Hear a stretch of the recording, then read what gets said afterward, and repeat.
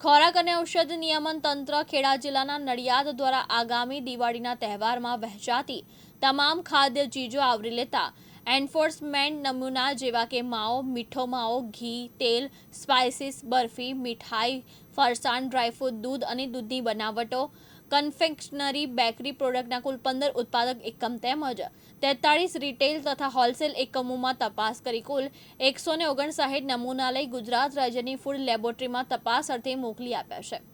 આ ડ્રાઈવમાં food safety and standard act હેઠળ શિડ્યુલ 4 મુજબની ક્ષતિ જણાતા કુલ 3 એકમોમાં ઇમ્પ્રુવમેન્ટ નોટિસ પાઠવવામાં આવેલ તેમજ બિન આરોગ્યપ્રદ ખાદ્ય ચીજોનો જથ્થો આશરે 400 કિલોગ્રામ અંદાજિત કિંમત ₹50,000નો નાશ કરવામાં આવ્યો। ડ્રાઈવમાં ફૂડ સેફ્ટી ઓન વ્હીલ દ્વારા સમગ્ર જિલ્લાના વિવિધ સ્થળો પર ખાદ્ય ચીજો જેવી કે તળવામાં આવતા તેલ, મીઠું, મીઠાઈ પરની વરખ, ઘી, દૂધ, સ્પાઇસીસની આકસ્મિક પ્રાથમિક ચકાસણી કરવામાં આવી, જ્યાં નવે કુલ 210 નમૂનાની ચકાસણી કરવામાં આવી તેમજ કુલ 112 ફૂડ બિઝનેસ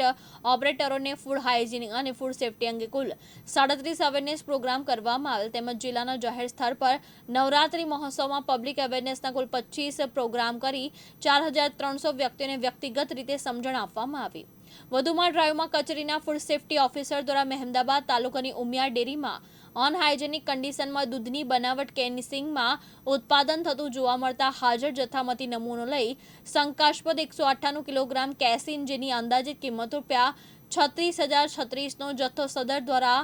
હારા હેઠળ સીઝ કરેલ છે